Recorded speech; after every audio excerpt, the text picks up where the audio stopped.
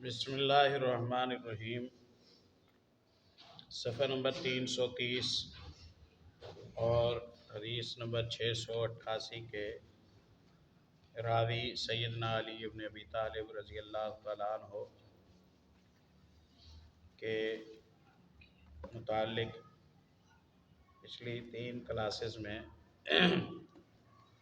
بات ہوئی ہے۔ کچھ ضروری باتیں بالخصوص اہل بیت رسول صلی اللہ علیہ وسلم کے حوالے سے وہ سمجھنے کی ضرورت ہے۔ ماضی قریب میں بلکہ پچھلے چند سالوں سے یہ تاثر مختلف زبانوں پر سنا گیا ہے کہ اہل الحدیث اہل السنہ اگرچہ اہل بیت کے شرف اور عظمت کو تسلیم تو کرتے ہیں، البتہ وہ درجہ نہیں دیتے ہیں جو دیگر اصحاب محمد الرسول اللہ صلی اللہ علیہ وسلم کو دیتے ہیں۔ اور اس کے استدلال میں یوں فرمایا جاتا ہے کہ دیکھیے، یہ نام سیدنا علی ابن ابی طالب رضی اللہ تعالیٰ عنہ کا، حسن رضی اللہ عنہ کا، حسین رضی اللہ تعالیٰ عنہ کا تھوڑا لیتے ہیں، جبکہ ان کی تقریروں میں، ان کے خطبات میں، ان کے درس دروس میں، ان کے جلسوں میں عام طور پر ابو بکر و عمر رضی اللہ عنہما کا نام لیا جاتا ہے، عثمان رضی اللہ عنہ کا نام لیا جاتا ہے، دیگر کا نام لیا جاتا ہے، حسنین کا نام رضی اللہ عنہما نہیں لیا جاتا۔ اس سے یہ پتہ چلتا ہے کہ ان کے دلوں میں ان ہستیوں کے لیے کچھ گھٹن ہے۔ پہلی عرض تو یہ ہے کہ یہ تصور اور یہ نظریہ ان دنوں میں سننے کو ملا ہے۔ اس سے پہلے ایسا نظریہ اہل سنہ کے مخالفین کی طرف سے کبھی سننے کو ملا بھی نہیں تھا۔ کیا عرض کریں، یہ نظریہ دینے والے جو احباب ہیں وہ سوچیں کہ انہوں نے کس طرح کا صدقہ جاریہ ہے جو پیدا کر دیا ہے۔ اللہ تعالیٰ ہمیں سمجھ نصیب فرمائے۔ دوسری بات یہ ہے کہ اگر مسلمان شخص کی کوئی بات یوں لگے کہ وہ ٹھیک نہیں ہے یا اس میں کوئی کوتاہی ہے یا غلطی ہے، تب بھی بطور مسلمان ہمیں اس بات کا حکم ہے کہ ہم اچھا گمان رکھیں اور ہم اس میں برے گمان کی طرف نہ جائیں، ہم اس میں برے گمان کی طرف نہ جائیں۔ جیسے کہ امام شافعی رحمۃ اللہ علیہ فرمایا کرتے تھے کہ میرے پاس میرے بھائی کی کسی غلطی کا علم آتا ہے تو میں اس کی مجبوریاں تلاش کرتا ہوں، شاید یہ مجبوری ہوگی، شاید یہ مجبوری ہوگی، شاید یہ مجبوری ہوگی۔ کوئی مجبوری مل جائے تو میں اللہ کا شکر ادا کرتا ہوں کہ اللہ نے میرا دل اس کے بارے میں صاف رکھا، میلا ہونے سے بچا دیا۔ اور کوئی مجبوری سمجھ نہ آئے اور واضح وہ غلطی پر محسوس ہو تو پھر میں اپنے آپ سے کہتا ہوں وہ محمد بن ادریس کس رولے میں پڑ گیا ہے۔ کوئی مجبوری ہوگی ضرور اس کی، البتہ میری سمجھ سے باہر ہے، میری سمجھ سے باہر ہے۔ یہ ایک بنیادی بات ہے۔ تو اچھا گمان رکھیے، اچھا گمان رکھیے، برا گمان نہ رکھیے۔ رہا زیادہ تذکرہ نہ کرنے کی وجہ، تو آپ ہماری کلاس میں ہمارے ساتھ چل رہے ہیں، آپ نے خود نوٹ کیا ہوگا کہ اس گتے سے لے کر ان صفحات تک سیدنا ابو ہریرہ رضی اللہ تعالیٰ عنہ سے 60 70 80 حدیثیں آپ نے پڑھی ہوں گی، اور سیدنا علی ابن ابی طالب رضی اللہ تعالیٰ عنہ سے شاید یہ پہلی حدیث آپ پڑھ رہے ہیں، شاید یہ پہلی حدیث آپ پڑھ رہے ہیں۔ اب ایک شخص اگر راوی کا تعارف کرا رہا ہے اور راوی علی ابن ابی طالب رضی اللہ تعالیٰ عنہ نہیں ہے، تو اس موقع پر تو علی رضی اللہ عنہ کا تذکرہ نہیں ہوگا۔ اس کا یہ معنی کب ہے کہ علی رضی اللہ تعالیٰ عنہ سے کوئی محبت نہیں کرتا، اور شاید اب تک جتنی ہم نے احادیث پڑھی ہیں ان میں حسنین رضی اللہ عنہما کے حوالے سے شاید کوئی حدیث نہیں پڑھی ہے، شاید ایسا ہے۔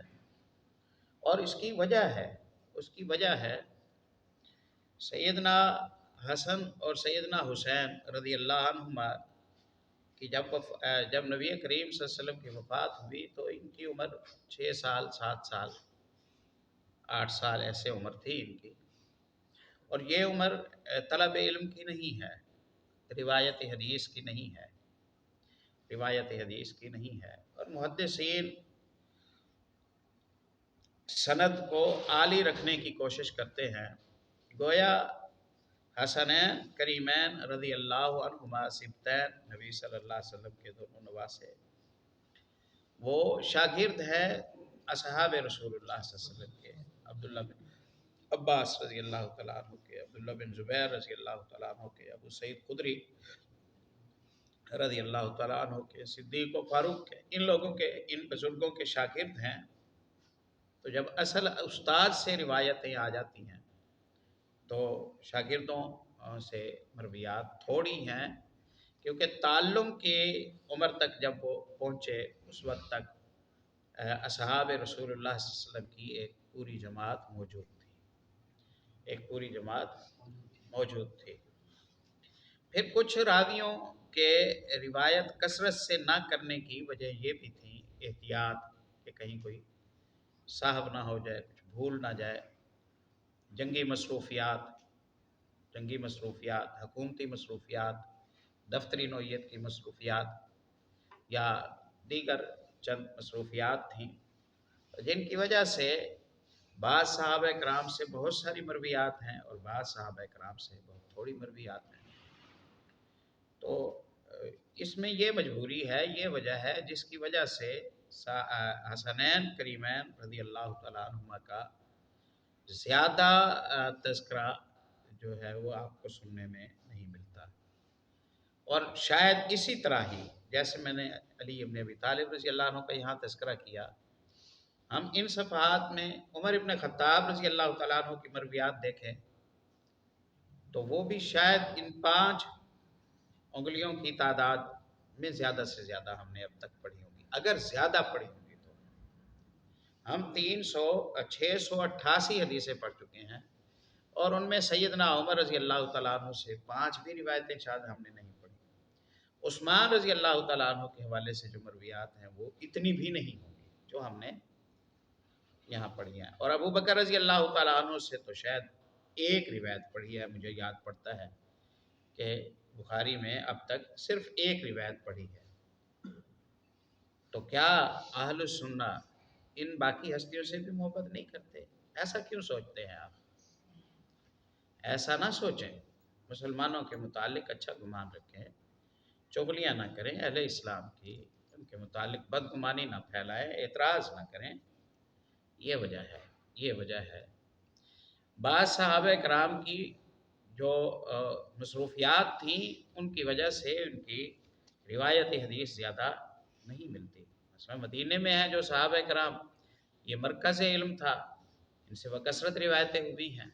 امام بخاری رحمہ اللہ کہتے ہیں ایک دفعہ میں نے سیدنا ابو ہریرہ رضی اللہ عنہ کے شاگرد گننا شروع کر دیے اپنے حافظے کی بنیاد پر، تو 300 سے زیادہ شاگرد مجھے حافظے میں آ گئے ایک ہی مجلس میں، ایسے گنتے گنتے میں 300 سے زیادہ تابعین میں نے شمار کر لیے، सैयदना अबू हुरैरा रज़ी अल्लाह तआला अन्हु सारी ज़िंदगी उनकी मदीने में रही। सैयदना उम्मुल मोमिनीन आयशा रज़ी अल्लाह अन्हा का जनाज़ा सैयदना अबू हुरैरा रज़ी अल्लाह तआला अन्हु ने पढ़ाया। तो ये असबाब हैं जिसकी वजह से आपको ये कम नाम मिलता है। लेकिन इसके साथ साथ अहलु सुन्ना के इदारे, मसाजिद, तालीमी मराकज़, अफराद, तलबा और ख़वातीन, मर्द, बच्चे, उनमें अहलुल बैत का जो नाम आप शुमार करें तो मेरा ये ख़्याल है कि अहले पाकिस्तान में लफ्ज़ मोहम्मद या नाम मोहम्मद सल्लल्लाहु अलैहि वसल्लम के बाद शायद सबसे ज़्यादा शोहरत पाने वाला जो नाम है वो सैयदना अली इब्न अबी तालिब रज़ी अल्लाह तआला अन्हु का नाम है शायद। यानी अगर कोई बिज़ाब्त मरदमशुमारी का हिसाब लगाया जाए तो उतना नाम हमारे माशरे में उमर इब्न ख़त्ताब के नाम से मौसूम नहीं किया जाता जितना अली रज़ी अल्लाह अन्हु, हसन रज़ी अल्लाह अन्हु, हुसैन रज़ी अल्लाह तआला अन्हु का नाम हमारे माशरे में रखा जाता है। लेकिन ये बदकिस्मती है कि चंद बदगुमानियों के फैलाव की वजह से हमें तसल्ली कराने के लिए दिफा में बैठ कर बात करनी पड़ती है, हालांकि ये कोई दिफा की बात नहीं है।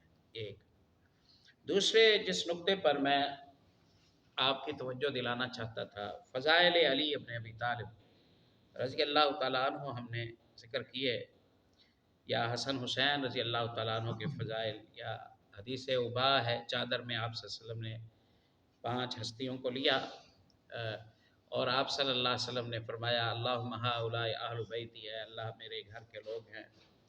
उम्मुल मोमिनीन उम्मे सलमा ने कहा अल्लाह के नबी आप मुझे भी शामिल फरमा लें। आपने फरमाया अंती अला खैर, आप खैर पर हैं। तो इन सारी जो मरवियात हैं जो अहले बैत रज़ी अल्लाह अन्हुम अजमईन की फ़जीलत में आई हैं वो दीगर असहाब रसूलुल्लाह सल्लल्लाहु अलैहि वसल्लम से हैं, और ये मुहद्दिसीन की शान है। अली रज़ी अल्लाह अन्हु की फ़जीलत मिलाएंगे तो आयशा रज़ी अल्लाह अन्हा से रिवायत लाएंगे, और आयशा रज़ी अल्लाह अन्हा की उमर इब्न ख़त्ताब रज़ी अल्लाह अन्हु की, अबू बकर रज़ी अल्लाह अन्हु की फ़जीलत में हदीस लाएंगे तो वो अली इब्न अबी तालिब से लाएंगे रज़ी अल्लाह तआला।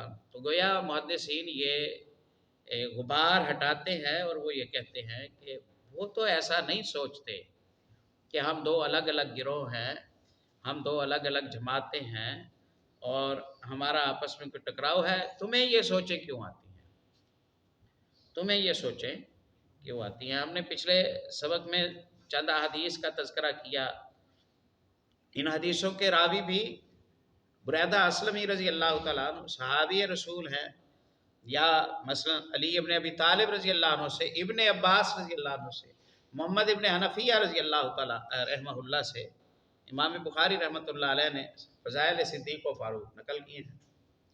मोहम्मद इब्न हनफिया की रिवायत मनाक़िब में इमाम बुखारी रहमतुल्लाह अलैह हैं। ये अली रज़ी अल्लाह अन्हु के बेटे हैं, ये अली रज़ी अल्लाह अन्हु के बेटे हैं। इब्न हनफिया मारूफ नाम नहीं है इनका, लेकिन बहरहाल बेटे हैं। इब्न हनफिया अपनी माँ की तरफ मंसूब हैं। वो कहते हैं मैंने अपने अब्बा जी अली इब्न अबी तालिब रज़ी अल्लाह अन्हु से पूछा कि प्यारे नबी सल्लल्लाहु अलैहि वसल्लम को लोगों में सबसे ज़्यादा महबूब कौन था? तो कहा अबू बकर सिद्दीक़। कहा उनके बाद? कहा उमर फारूक। तो उसके बाद मैंने कहा फिर आप हैं? तो कहा मैं तो एक आम मुसलमान हूँ। आम मुसलमान तो वो नहीं थे, आम मुसलमान तो वो नहीं थे, लेकिन एक मुसलमान की आजिज़ी और इनकसारी है जो, उसका तकाजा यही है कि बंदा दूसरों को इज़्ज़त दे, मकाम दे।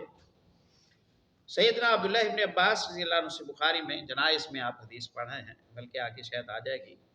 उमर इब्न ख़त्ताब रज़ी अल्लाह तआला अन्हु की मैयत चारपाई पर रखी हुई है, इर्द गिर्द लोग खड़े हुए हैं। इब्न अब्बास कहते हैं मैं भी करीब खड़ा हुआ था, मैं भी करीब खड़ा हुआ था और किसी ने मेरे कंधे पर हाथ रखा, किसी ने मेरे कंधे पर हाथ रखा और वो उमर इब्न ख़त्ताब रज़ी अल्लाह अन्हु से बातें करने लगा। ये मैयत से जो बातें जवाब लेने के लिए या सुनाने के लिए नहीं होती, ये उसके सदमे का इजहार करने के लिए या अपना जो गम का गुबार है उसे निकालने के लिए होती है, या फ़ज़ाइल को बयान करने के लिए। किसी ने मेरे कंधे पर हाथ रखा और उसने कहा ए उमर इब्न ख़त्ताब, अल्लाह तुम पर रहमत फरमाए, मुझे तो पक्का यकीन था कि अल्लाह ने दुनिया में जैसे दो साथियों के साथ तुम्हें रखा है, اور آج بھی وہ تمہیں انہی کے ساتھ ہی کرے گا۔ دنیا میں ایک ساتھ رہتے تھے ابو بکر، رسول اللہ صلی اللہ علیہ وسلم، ابو بکر و عمر، تو قبروں میں بھی ساتھ ہوں گے، یہ تو پہلے سے مجھے امید تھی۔ بھئی آپ کو کیسے امید تھی؟ علی ابن ابی طالب رضی اللہ عنہ کہتے ہیں اس لیے مجھے امید تھی کہ کنت اسمع کثیرا من رسول اللہ صلی اللہ علیہ وسلم، میں رسول اللہ صلی اللہ علیہ وسلم سے بکثرت سنتا تھا، آپ فرمایا کرتے تھے کنت انا و ابو بکر و عمر، میں تھا، ایک دفعہ کا تذکرہ ہے، میں تھا، ابو بکر تھے، عمر تھے، ذهبت انا و ابو بکر و عمر، جئت انا و ابو بکر و عمر، میں گیا، ابو بکر گئے، عمر گئے، میں آیا، ابو بکر آئے، عمر آئے، یہ کام میرے ساتھ ہوا، ابو بکر کے ساتھ ہوا، عمر کے ساتھ ہوا۔ میں نے پلٹ کے دیکھا، کہنے والا سیدنا علی ابن ابی طالب رضی اللہ تعالیٰ عنہ، کہنے والے سیدنا علی ابن ابی طالب رضی اللہ تعالیٰ عنہ تھے۔ سبحان اللہ۔ تو علی ابن ابی طالب سے روایت لائے ہیں جو اب عمر ابن خطاب رضی اللہ تعالیٰ عنہ کے فضائل کو بیان کرتی ہے۔ تو پیارے بھائیوں، اہل سنہ کے یہاں یوں نہیں دیکھا جاتا، یہ بھی بات سمجھ آنے والی نہیں ہے۔ جو آج کل اہل سنہ میں ہم یہ رجحان دیکھتے ہیں کہ فضائل صحابہ و اہل بیت دو الگ الگ طبقے آپ نے انہیں تسلیم کر لیا، نہیں، یہ تنازل ہے۔ واللہ عالم، اس تنازل کی ضرورت نہیں ہے، اس تنازل کی ضرورت نہیں ہے۔ فضائل صحابہ جب آپ نے کہا تو اس میں فضائل اہل بیت آ گئے، اس میں کیونکہ صحابیت کا درجہ ہی ہے جو وجہ فضیلت ہے، ورنہ قرابت داری ہو اور صحابیت نہ ہو، مثلا قرابت داری ہو اور صحابیت نہ ہو تو ابو لہب قرابت داری تو ہے لیکن اس قرابت داری کے ساتھ صحابیت نہیں ہے تو اس کا کوئی درجہ نہیں ہے، اس کا کوئی درجہ نہیں ہے۔ اور قرابت نہ بھی ہو اور درجہ صحابیت ہو تو درجہ ہے۔ بلال رضی اللہ عنہ کے قدموں کی آواز آپ صلی اللہ علیہ وسلم نے سنی، اس میں کوئی شک نہیں ہے کہ جسے اللہ نے دو شرف دیے، صحابیت کا شرف بھی دیا اور قرابت داری کا شرف بھی دیا، اس کی شان کے کیا کہنے۔ جو محمد الرسول اللہ صلی اللہ علیہ وسلم کا قرابت دار ہے اس کی اور صحابی رسول ہے، اس کی شان کے کیا کہنے، اس کے ساتھ باقی صحابہ مقابلہ نہیں کرتے۔ لیکن جو الگ الگ گروہوں کے طور پر یا مخالف جماعتوں کے طور پر تاثر ہو، یہ ٹھیک نہیں ہے کہ یہ دو الگ الگ گروہ ہیں، یہ الگ الگ تنظیمیں ہیں، یہ دو الگ الگ جماعتیں ہیں، نہیں، اس طرح کی کوئی ضرورت نہیں ہے۔ جب آپ صحابہ کی تعریف کرتے ہیں تو صحابہ کی تعریف میں اگر 2000 آیتیں آئی ہیں تو وہ 2000 آیتیں اہل بیت کی تعریف میں ہیں، اہل بیت کی تعریف میں ہیں۔ تو انشاءاللہ اس تنازل کی کوئی ضرورت نہیں ہے۔ ان ایک آدھ وضاحت کے ساتھ کم از کم میں یہ کلیئر کرنا چاہتا ہوں کہ نہ اہل السنہ اہل بیت کے حوالے سے گھٹن رکھتے ہیں، نہ انہیں کوئی دفاع کرنے کی اس حوالے سے کوئی بہت زیادہ ضرورت ہے۔ وہ صحابہ سے محبت کرتے ہیں اور اہل بیت سے محبت بھی اسی وجہ سے ہے کہ وہ صحابی کے شرف سے سرفراز ہیں۔ کفایت ہے انشاءاللہ۔ عن علی رضی اللہ عنہ قال، یہاں دیکھیے رضی اللہ عنہ ہے یا علیہ السلام لکھا ہوا ہے، کیا ہے آپ کے پاس؟ رضی اللہ تعالیٰ عنہ۔ اچھا، بعض نسخوں میں آپ دیکھیں گے یہاں رضی اللہ تعالیٰ عنہ بھی نہیں لکھا ہوا، اور اصل نسخوں کی طرف آپ پلٹ جائیے، بعض میں آپ دیکھیں گے علیہ السلام لکھا ہوا آپ کو ملے گا۔ تو محدث کے تو تین نظریے نہیں ہوں گے نا، یہ جو صحیح بخاری کے یا کتب احادیث کے نسخوں میں آپ لفظ علیہ السلام دیکھتے ہیں، یہ کاتبوں کے نظریے کے مطابق ہے یا کاتبوں کے یہ الفاظ ہیں۔ کاتب کبھی رضی اللہ تعالیٰ عنہ لکھ دیتا، کبھی علیہ السلام لکھ دیتا اور کبھی کچھ نہ لکھتا۔ ہم نے بخاری میں مختلف موقعوں پر یہ دیکھا ہے اور حاشیے میں محشی نون لگا کر وہ علیہ السلام اوپر لکھتا ہے، نیچے نون میں رضی اللہ عنہ لکھ دیتا ہے، یا رضی اللہ عنہ اوپر لکھتا ہے اور نیچے نون میں علیہ السلام لکھ دیتا ہے، اور وہ یہ بتاتا ہے کہ بعض نسخوں میں یہ لفظ ہے، بعض میں یہ لفظ ہے، اس کے پیچھے کوئی نظریہ نہیں ہے۔ یہ کچھ القاب ایسے ہیں جو ہر زبان پر مشہور ہوتے ہیں، ہر زبان پر مشہور ہوتے ہیں، اور ان کی شہرت کے پیچھے کئی اسباب ہوتے ہیں، ان کی شہرت کے کئی اسباب ہوتے ہیں۔ تو ان میں اہل بیت کے لیے علیہ السلام کا لفظ بنو عباس کے دور میں بہت زیادہ شہرت پا گیا تھا۔ تو کاتب کو جب مصنف لکھواتا کہ لکھو عن علی، تو کاتب کبھی ساتھ رضی اللہ تعالیٰ عنہ لکھ دیتا، کبھی علیہ السلام لکھ دیتا، یہ کاتب پر ہوا کرتا تھا۔ اور ایسے ہی مثلا ہم نبی صلی اللہ علیہ وسلم کا نام لیں تو کوئی صلی اللہ علیہ وسلم لکھتا ہے اور کوئی نہیں لکھتا ہے، لکھنا چاہیے، اس میں کوئی شک نہیں ہے، لیکن اگر نہ ملے تو اس کا یہ معنی نہیں ہے کہ محدث کا یا مصنف کا نظریہ ہی یہ ہے کہ صلی اللہ علیہ وسلم نہیں کہنا، یہ صاحب ہے، بس اسی طرح ہے۔ تو اس پر کوئی علمی ابواب نہیں باندھے محدثین نے کہ فلاں طبقے کے لیے یہ لقب استعمال کرو اور فلاں طبقے کے لیے یہ لفظ استعمال کرو۔ اگر محدثین کا یہ نظریہ ہوتا کہ مختلف طبقات صحابہ کرام کے لیے الگ الگ دعائیہ کلمات ہیں جو ان کے لیے خاص اور مقرر ہیں، تو اس پر کوئی باب باندھا جاتا، کوئی استدلال کیا جاتا، کوئی ثبوت دیے جاتے۔ ایسا نہیں کیا محدثین، ایسا نہیں کیا، لہٰذا اس پر کوئی بہت زیادہ زور دینے کی انشاءاللہ ضرورت نہیں ہے، بہت زیادہ اس پر زور دینے کی ضرورت نہیں ہے کہ کوئی بخاری کے نسخے سے لائے اور وہ کہے کہ دیکھیے جی یہاں علیہ السلام لکھا ہوا ہے، ان کے ساتھ تو کبھی بھی نہیں لکھا ہوا۔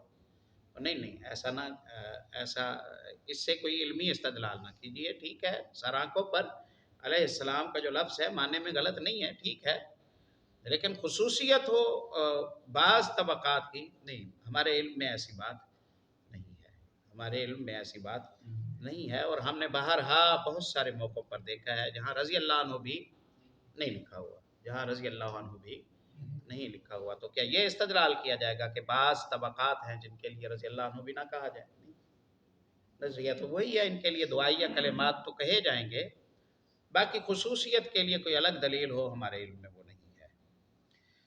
کننا فی جنازۃ، ہم ایک جنازے میں ہیں، فی بقیع الغرقدی، یہ جنت البقیع جو کہا جاتا ہے، اس کی بجائے اسے بقیع الغرقد کہا جائے تو ٹھیک ہے، جنہ اس میں کوئی شک نہیں ہے، باغ کو کہتے ہیں، باغیچے کو کہتے ہیں، اور ہمارے یہاں یہ تاثر نہ ہو کہ اس میں دفن ہونے والا ہر شخص جنتی ہے، نہ۔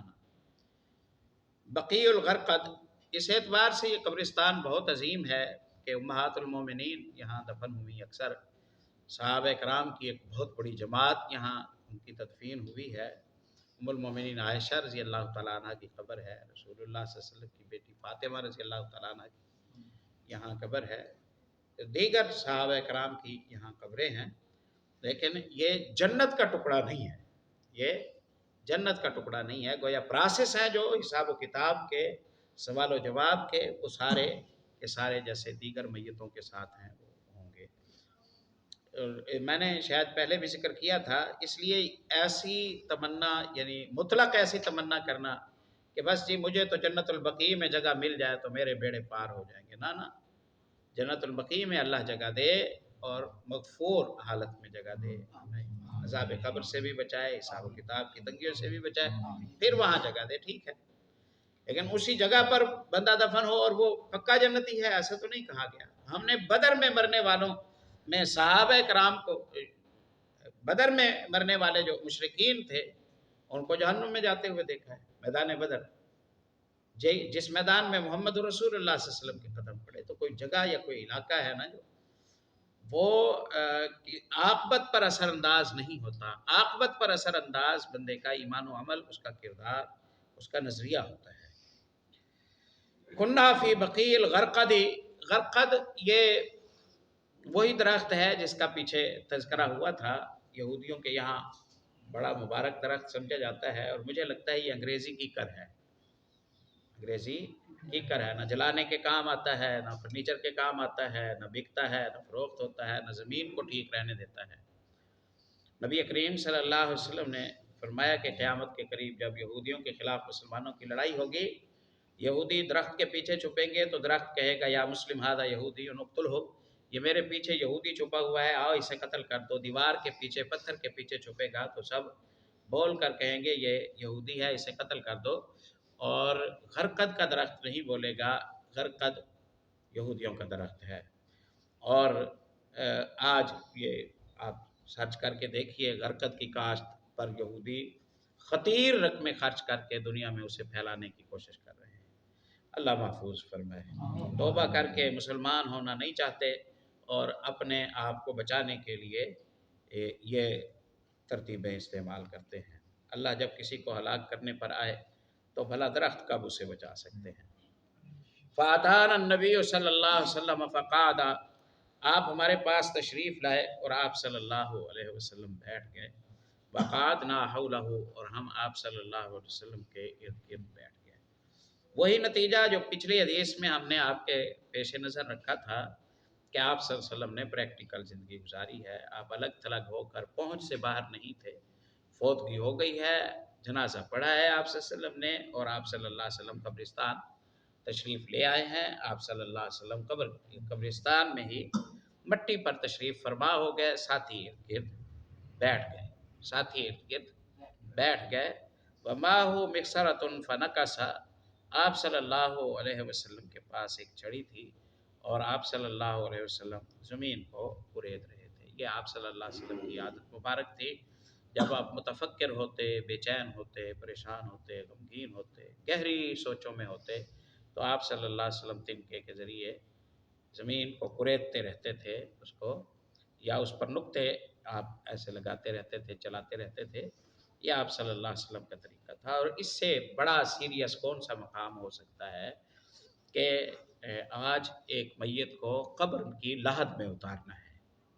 और यहाँ समझिए कि मसनून तरीका है भी यही, मैयत को उठाएं तो अब ये मसनून नहीं है कलमा शहादत अशहदु अल्ला इलाहा इल्लल्लाह, फिर दूसरा कहता है कलमा शहादत अशहदु अल्ला इलाहा इल्लल्लाह। ना ये जिंदों के कहने का टाइम है, ना इस कलमा के पढ़ने से अब फौजशुदा पर कोई फ़ायदा और असर होगा, ना ये ज़िक्र का मकाम है कि यहाँ अब आप ज़िक्र करके सवाब कमाना चाह रहे हैं। नहीं नहीं नहीं, वो मुकल्लफ नहीं रहा, अब उसकी ज़िम्मेदारी नहीं है। और सबसे बड़ी बात यह है कि नबी करीम सल्लल्लाहु अलैहि वसल्लम से जनाजा उठाते हुए इस मौके पर ऐसा कहना, इसका तज़किरा नहीं मिलता, इसका तज़किरा नहीं मिलता। शेख नासिरुद्दीन अलबानी रहमतुल्लाह अलैह ने इस पर एक मुनासिब बहस की है कि फिर क्या करें, कुछ पढ़ते जाएं, इस्तग़फ़ार करते जाएं, बातें करते जाएं, क्या करें।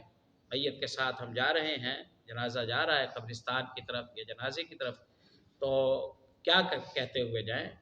तो कहा कि आप खामोश जाएं, मुतफक्किर मुतदब्बिर। प्यारे नबी सल्लल्लाहु अलैहि वसल्लम जनाजों के साथ जाते थे तो आप सल्लल्लाहु अलैहि वसल्लम गमगीन, बेचैन और परेशानी के आलम में जाया करते थे। और यही हालत भी आप सल्लल्लाहु अलैहि वसल्लम की कुछ ऐसा ही बता रही है।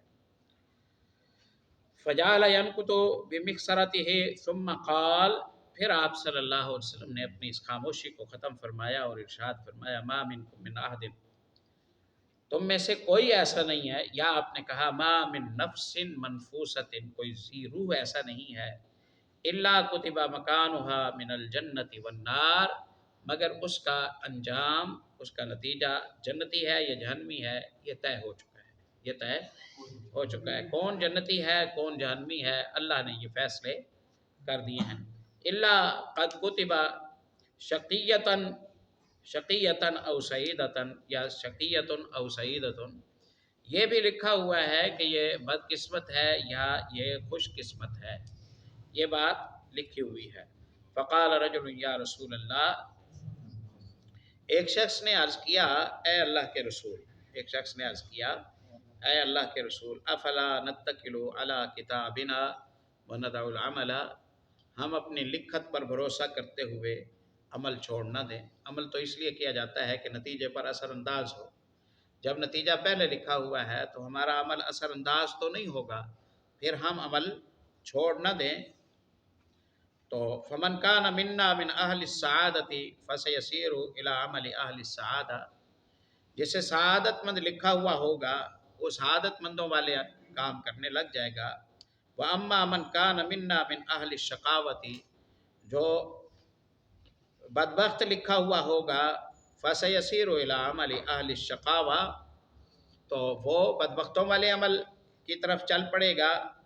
قال، آپ نے فرمایا اما اہل السعادتی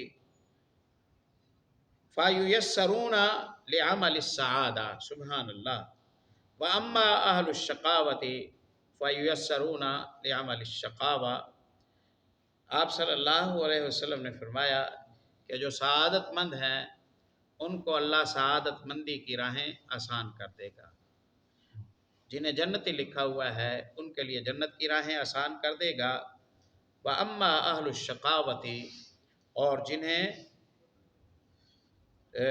جو شقی ہیں اور بدبخت ہیں، فَيُيَسَّرُونَ لِعَمَلِ أَهْلِ الشَّقَاوَةِ، اور جنہیں اللہ نے جہنمی لکھا ہوا ہے دنیا کی زندگی میں ان کے لیے جہنمیوں والے کاموں کی آسانی دی جائے گی۔ یہ کہا ثم قرأ، اور پھر آپ صلی اللہ علیہ وسلم نے سورۃ واللیل، آپ صلی اللہ علیہ وسلم نے اس کی آیتیں پڑھی۔ وَأَمَّا مَنْ آتَى فَأَمَّا مَنْ آتَى وَاتَّقَى، جس نے اللہ کے راستے میں خرچ کیا، تقوی اپنایا، وَصَدَّقَ بِالْحُسْنَى، اور وہ ایمان لایا، فَسَنُيَسِّرُهُ لِلْيُسْرَى، ہم اس کے جنتی بننے کا راستہ آسان کر دیں گے۔